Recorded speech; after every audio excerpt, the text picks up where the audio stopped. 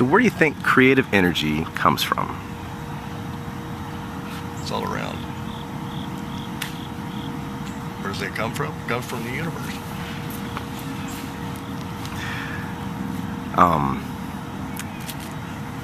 How do you open yourself to getting a kind of creative mindset to let that flow through you?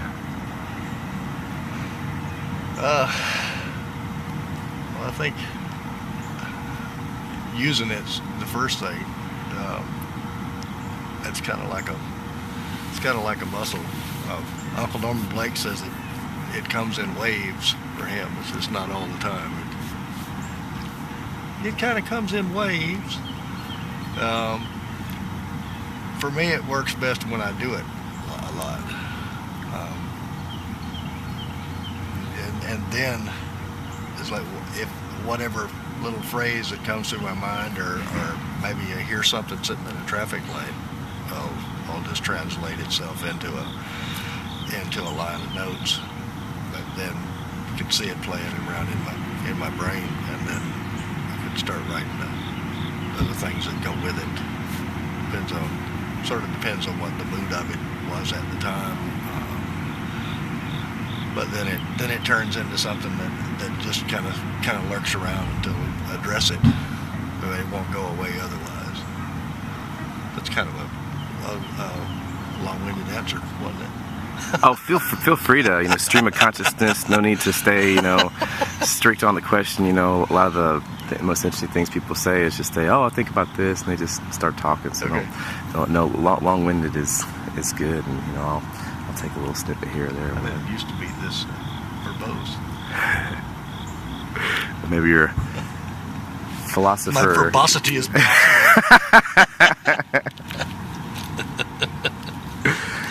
So when you got a good, like say you're playing, like we were just talking about, playing the tunes for a long time. Once you got a good thing going, how do you feel when it's working really good? How do I feel when it's working really good? I feel satisfied. I feel rewarded. I feel curious. How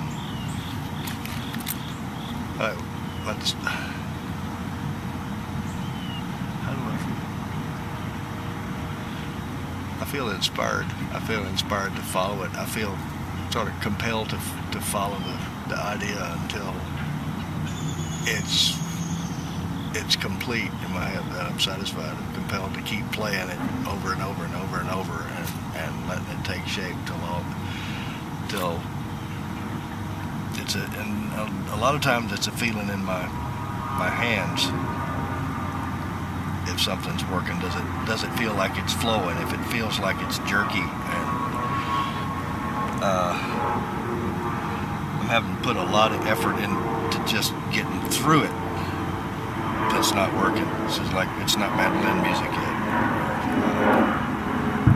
If it starts to flow and it feels like it's more light, it feels good in my hand. Hartford used to talk about some tunes just feeling good in his fingers to play, and I didn't understand that for a long time. But whenever an ideas start to come together, they feel good to execute the moves, and then of course it's like a good glass of wine or a sunny day. It feels good to be there with it. So I mean, what's not to like? What do you think what are some things that you feel are good for fostering the flow, or kind of setting the table, or getting your some things that just kind of help it sustain or get you there? Well, of course, like I mentioned before, it's doing it is most productive and most opening. I think getting the editor out of the way, getting that little complaining voice that says the ideas are no good, finding a way to get past that and give everything its due, give every idea a chance. The times whenever I have been the most creative are when I've just said, okay, today I'm not going to listen to the editor. I'm not going to make a judgment call on whatever the phrase is. I'm going to just play it and say, okay, well, this is good. David Greer sort of jokingly said one time that it wasn't that there were any bad tunes, it's just that people's versions of tunes were bad, you know. And I think that I tend to agree with that, but that involves letting the editor be in charge rather than the creator. So you know, you get your favorite chair. Some people drink a glass of wine. I can't do that, because then I'd have 2 glasses of wine, and then I might as well just put it up. then I'm like this. I'm not playing, I'm sleeping. Banyan had I said one of the questions I'm asking people is, you know, what's bad for the flow, for the flow, and he says too much chocolate. Right. Chocolate? He's like, I'm using that as a metaphor, but yeah, too much anything. Too much of anything. Yeah, caffeine. Too much caffeine's not productive, I don't think. Then, you know, it's jerky and tooth grinding, and I don't know. I guess it would depend on who it is, who you ask. Some people can get by on too much chocolate, metaphorically. I can't. I have to just kind of be relaxed. All the bills paid. Being everything nice and even. Mood-wise, I don't think. You know, good mood, bad mood, happy, sad, I don't think that really comes into play, because I guess you write music, you have ideas depending on what you feel like. Well, that's part of the voices that that one caters to. Light and dark, you know, all that. If you feel blue, you play the blues. If you don't, you don't. What do you think, what are your impressions of the similarities or differences between the mechanism of creativity and where it comes from, and the mechanism of dreaming and imagination? You think they're all kind of parts of the same thing, or are they different aspects? Yeah, or? I do. Well, that's a little far out for for my thought process. But I do think it all comes from the same place. Think how many people have you talked to that said, I dreamed this tune last night, and I woke up and I played it. That's creation while you're asleep. I think it's all in the same place. Maybe when a person is asleep, they're more closely tied into that realm, and maybe your editor's not awake at that point in time. You don't have so many blocks. I was dreaming. I have a lot of dreams about, you know, playing tunes, and I've recently, for some reason, I've had a lot of dreams about being at festivals, and mostly, you know, and I see people that I know, and I hear people playing songs. Sometimes it's new, sometimes I hear something in a dream and then say, oh, ooh, there's a melody that I don't know, and you know, 99.9% of the time I remember that I heard it, but I don't remember what the notes were, you know, so it's in there someplace. But mostly I dream of having a job at a festival and being late and not being able to figure out how my cell phone works, or what the road is to the festival. Right. When things go wrong, or your mandolin only has 4 strings on it, or anything like that. I have some deep-seated anxiety about being late to a gig. I've never been able to pull a tune out. Either I've, you know, had a few. I think it's songs and stuff. Never been able to pull one out. But some of it real vivid. One of the tunes that one of the more unique tunes that I've ever written was written to be played with somebody else, and I was following the sound in my head of the 2 of us playing it. It wasn't a conscious effort for me to play stuff that I already knew. I just heard this sound of he and I playing this song, together, and it was in my mind what I thought it would sound like with the two instruments together that I was following, which created the song for me. So you kind of writing it almost with like writing it in harmony or something like that. Yeah, it was. Well, I was hearing it that way. That's an interesting way to compose. And I guess I've heard people talk about that. Like Adam Olmsted, he talks about, when I'm writing a song, I think about it, writing in harmony. That seems like that'd be a good way to, kind of line it up. It's not to say that it's that way all the time. Sometimes it's just write one from scratch, and those are the hardest ones to just take a phrase, something that runs through my brain, and well, not even that. It's saying, okay, I need to write a tune, whether it be a gift for somebody or it's been so long and I feel like I need to exercise this muscle. So I need to write a tune. That's hard because there's no inspiration involved. The inspiration is to write one because I feel the need to do it because I haven't done it in a long time. So it's blank. There's nothing to go on. No key, no mood, no nothing.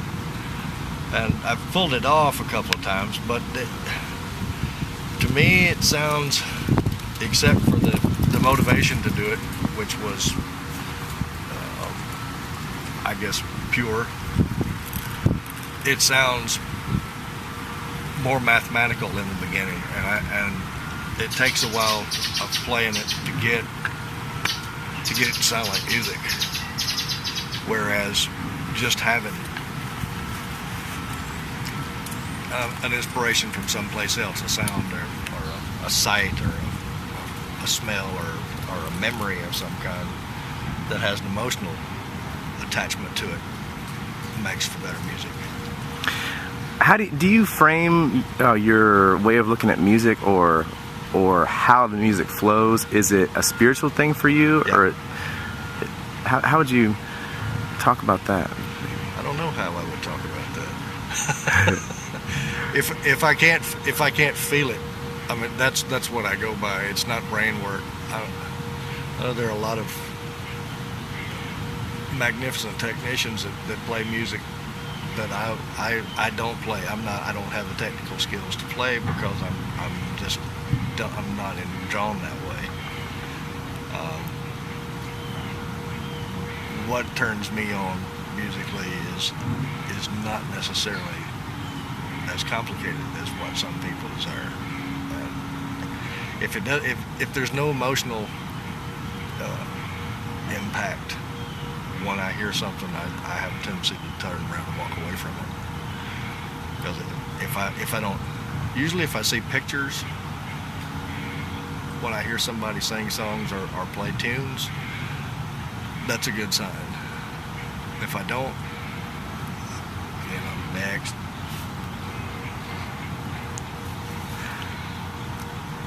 So I mean that way it's got to do something to me here.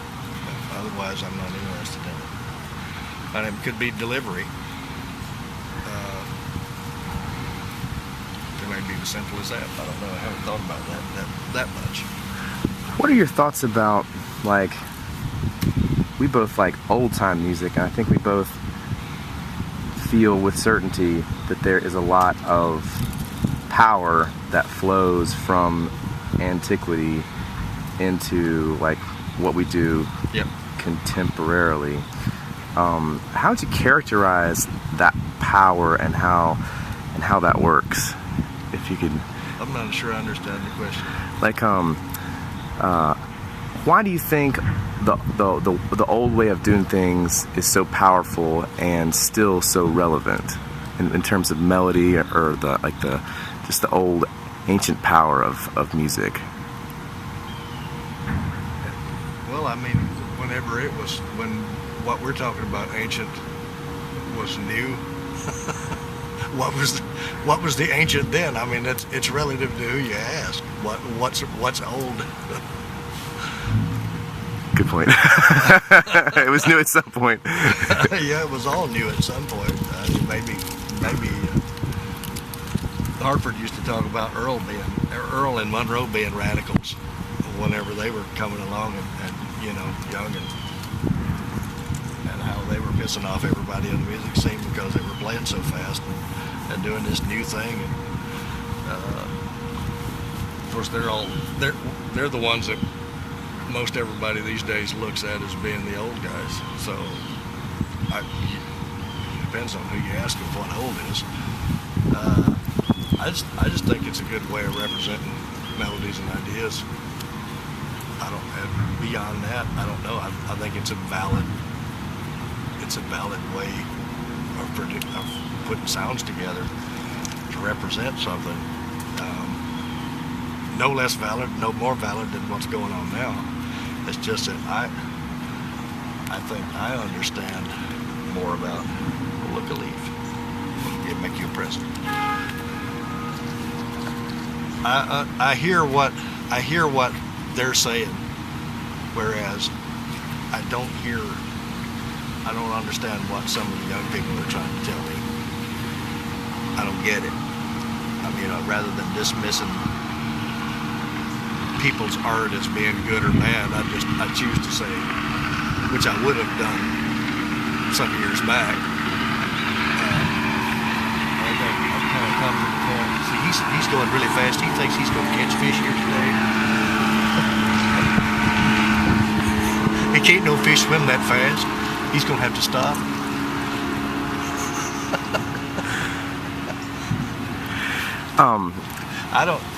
I would rather look at it as being, you know, I don't understand what you're trying to tell me. But that doesn't mean that it's bad. It's just that I don't have a point of reference to listen to it to. The same with my kids. I don't know what my kids think about. They're 11 and 14. I know they listen to a lot of music, but I have no idea what it means because I don't get it. I kind of get the other stuff. That makes sense to me. What came before it? I don't know. I listen to music from lots of other places too, not just from here, and not just music from, you know, not everybody that I listen to is dead. But, you know, I listen to sounds that turn me on wherever I find it. It could be from any place, any period of time. How would you talk about, you know, some folks say that, you know, a music that knows itself really well, such as a music like within the framework of bluegrass that knows itself really well. Some people kind of characterize that as being like reflexive because it knows so much about itself. Some of that music can be the most powerful because it knows a lot about itself. For instance, you know, kind of traditional what we call traditional bluegrass mandolin, or, you know, traditional bluegrass banjo or something like that. How would you talk about, you know, how that works for you personally? I don't get it. I don't understand what that means. Like we have to paraphrase. Sure. So it's almost as if within, like, traditional music or bluegrass might be restricted or limited in some ways. It sort of has a fence around it. But within that, like, you're set up to hit more hits, get more hits, rather than just like swing and what did you just do? You know, take a chance. Yeah. Well, I read something one time that said within the boundaries is where all the freedom is. If you know what the guidelines are, then you have a better idea of what you have to work with. Whereas if you it's instead of trying to drink out of a fire hose, you have a loose set of guidelines, which gives you sort of a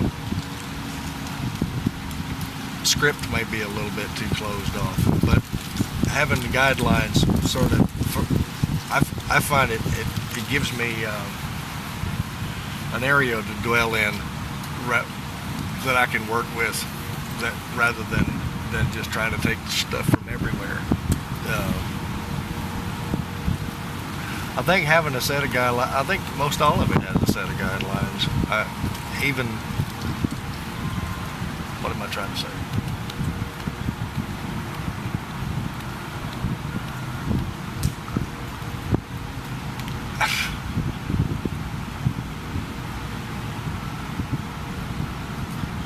Do you know what I was trying to say? Oh yeah. I think what you said, that quote or whatever what you said hits the nail on the head. That's a great way That's of. where the freedom is. Hartford described. I'm going to say something that he said, and I thought, which was a brilliant observation. He said, everybody's face is made up of the same parts: 2 eyes, 2 ears, 1 mouth, 1 nose, preferably. Some have hair, some don't, but that's a minor detail. He said, it's a rigid framework, but within that framework, there are infinite possibilities.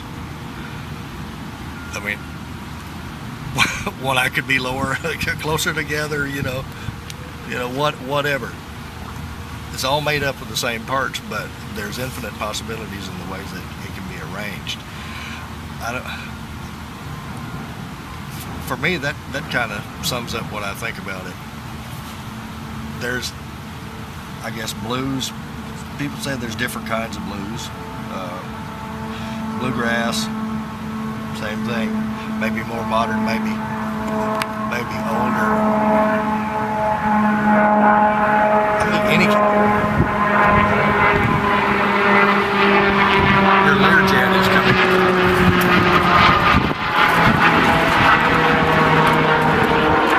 Thanks, buddy. It's pretty strange. Unusual flight pattern there. I think anything has guidelines. It's not necessarily rules. I wouldn't call it limitations. I'd maybe call it guidelines. It's a form, and the form is described by these things. This is what characteristics of this thing is. You can go outside of it some, but if you go outside of it too far, then this is not recognizable so much, because now it's going someplace else. So, that's kind of where I stand with the music, the art that I like. To me, it's not necessarily regulated, but it's defined by certain guidelines that I recognize. And if it's not, if the guidelines aren't adhered to at least somewhat, then it's something else. So You said the F word, form, and this is formlessness into form, is it not? Exactly. How would you summarize that process, maybe in general or personally? Personally?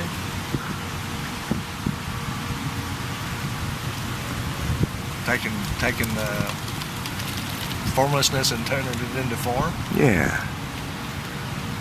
Oh, this is what the whole thing we've talked about. Taking something that hasn't existed consciously in my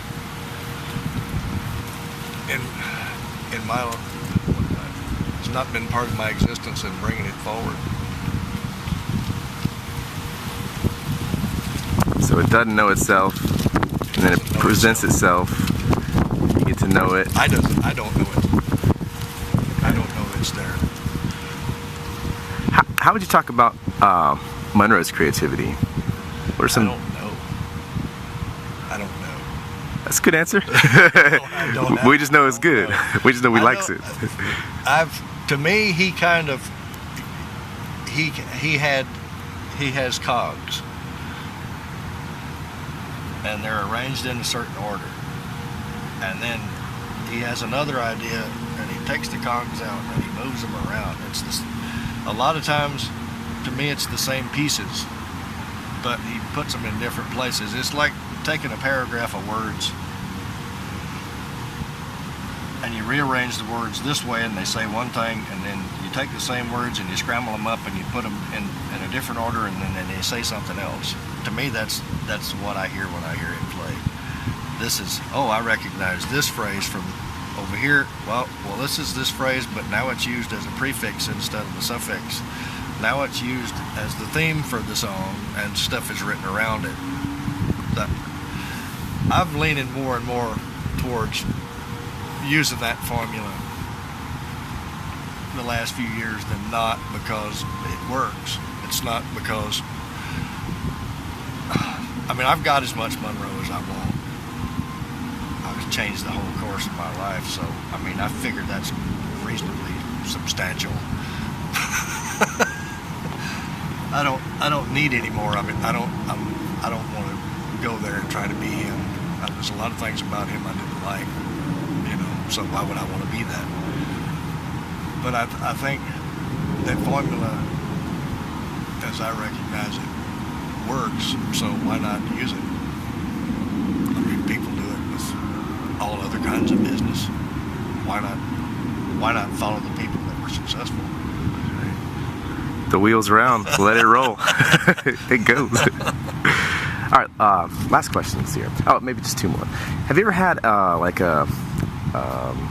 an intense moment, spiritual moment, psychedelic moment, practical moment that was like a pivotal? 3 out of 4 is not bad. That was like pivotal towards your creativity, where you did it one way before, and then after that you always kind of looked at it a little different, or did it a little different or something. Oh, I would have to ponder that.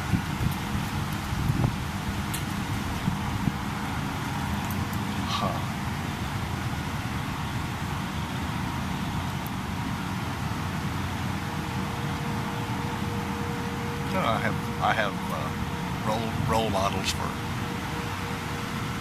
things, for even like tremolo, or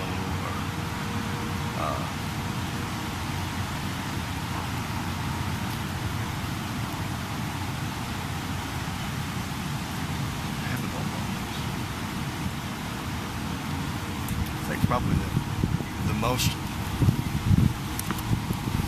useful period of time I spent working on recognizing the feel in Monroe's right hand was during Butch Robbins' record years ago down at Centered Focus, when I had to play some twin with Bill and make an effort to blend, and it was, to me, it was all in the right hand. And it just got me thinking, instead of it being left hand oriented, how much there was in the right hand that I had completely missed. I think probably that it was just one recording session, trying to match a sound that I had been hearing and not recognized for what it was, and being compelled to sit and reproduce that mirror image of what I was hearing as best I could, made me aware of a lot more aware of tone, rhythm, time, just minor details. But that's the only one really that I can think of that it was kind of like, wake up, pow. That's a pretty good one. Pretty good one. Can't beat that. How do you was there ever a point where, this is one thing I'm working on personally, is playing from the heart, playing with your heart open. God, everybody wants to do that. I know, and it seems like people like it when they hear it. Yeah. Sometimes, at least. Well, is that any considerations on that? Just being yourself. Well, that involves your editor, ignoring your editor. That involves having something to say in the first place. That involves and not listening to your ego, which, you know, ego is not meaning like being cocky, or it means giving honor to the music and playing the music, doing service to the music rather than worrying about what people think about it. That's, to me, that's where the ego comes in. Not worrying so much about, well, do they like what I played? Just taking that out of it altogether, because I think that edits your creativity.